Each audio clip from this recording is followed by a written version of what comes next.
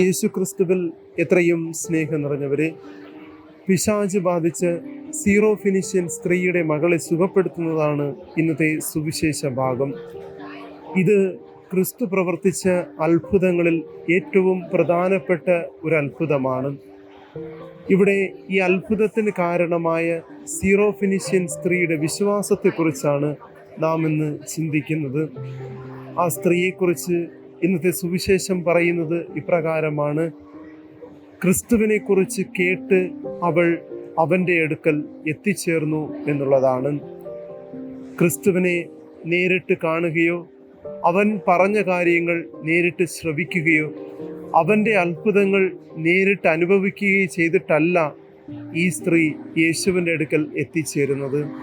മറിച്ച് യേശുവിനെ കുറിച്ച് മറ്റുള്ളവർ പറയുന്നത് കേട്ട് അത് ശ്രവിച്ചുകൊണ്ട് അതിൽ പൂർണ്ണമായും വിശ്വസിച്ചുകൊണ്ടാണ് ഈ സ്ത്രീ ഇന്ന് യേശുവിൻ്റെ അടുക്കൽ എത്തിച്ചേരുന്നത്. സ്നേഹമുള്ളവരെ, ഇതാണ് യഥാർത്ഥത്തിൽ വിശ്വാസം. വിശ്വാസം ആരംഭിക്കുന്നത് കേൾവിയിൽ നിന്നാണ്.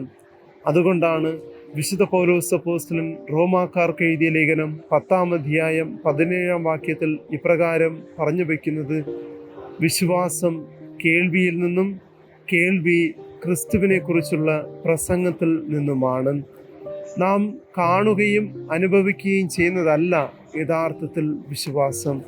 മറിച്ച് വിശുദ്ധ ഗ്രന്ഥവും വിശുദ്ധ പാരമ്പര്യവും തിരുസഭയും നമ്മോട് പറയുന്ന കാര്യങ്ങൾ ശ്രവിച്ച് അതിൽ വിശ്വസിക്കുന്നതാണ് യഥാർത്ഥത്തിൽ വിശ്വാസം.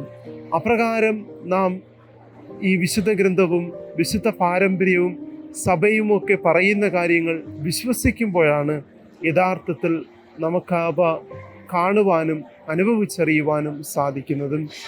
എന്നാൽ ഇന്നിൻ്റെ തലമുറ നേരിട്ട് കാണുകയും അനുഭവിച്ചറിയുകയും ചെയ്താൽ മാത്രമേ ഞാൻ വിശ്വസിക്കുകയുള്ളൂ എന്ന് ശാഠ്യം പിടിക്കുമ്പോൾ, സീറോ ഫിനീഷ്യൻ സ്ത്രീയിലൂടെ ഇന്നത്തെ സുവിശേഷം പറയുന്നത് അതല്ല ക്രൈസ്തവ വിശ്വാസം. ക്രൈസ്തവ വിശ്വാസം ആരംഭിക്കുന്നത് കേൾവിയിൽ നിന്നാണ്. നാം കേട്ട കാര്യങ്ങൾ, ഏറെ പ്രത്യേകിച്ച് വിശുദ്ധ ഗ്രന്ഥത്തിൽ നിന്നും വിശുദ്ധ പാരമ്പര്യത്തിൽ നിന്നും തിരുസഭയിൽ നിന്നുമൊക്കെ കേട്ട കാര്യങ്ങൾ നാം വിശ്വസിക്കുമ്പോൾ അവ നാം ഒരു ദിവസം കാണുകയും അനുഭവിച്ചറിയുകയും ചെയ്യും. അതാണ് സീറോ ഫിനിഷ്യൻ സ്ത്രീയുടെ ജീവിതത്തിലും സംഭവിച്ചത്. അവൾ ക്രിസ്തുവിനെ കുറിച്ച് കേട്ട കാര്യങ്ങൾ വിശ്വസിച്ച് ക്രിസ്തുവിനെ അടുക്കൽ എത്തിച്ചേർന്നപ്പോൾ അതവൾക്ക് കാണുവാനും അനുഭവിച്ചറിയുവാനും സാധിച്ചു. സ്നേഹമുള്ളവരെ, ആയതിനാൽ നാം നമ്മുടെ ജീവിതത്തിൽ വിശുദ്ധ ഗ്രന്ഥവും തിരുസഭയും അതുപോലെ തന്നെ വിശുദ്ധ പാരമ്പര്യവും നമ്മോട് പറഞ്ഞ കാര്യങ്ങളൊക്കെ പൂർണ്ണമായിട്ടും വിശ്വസിക്കാം. അങ്ങനെയെങ്കിൽ ഒരു ദിവസം അവയൊക്കെ കാണുവാനും അനുഭവിച്ചറിയുവാനും സാധിക്കും. അതിനുള്ള അനുഗ്രഹത്തിനായിട്ട് പ്രാർത്ഥിക്കുകയും ചെയ്യാം. സർവശക്തനായ ദൈവം നമ്മേവരെയും സമൃദ്ധമായി അനുഗ്രഹിക്കട്ടെ.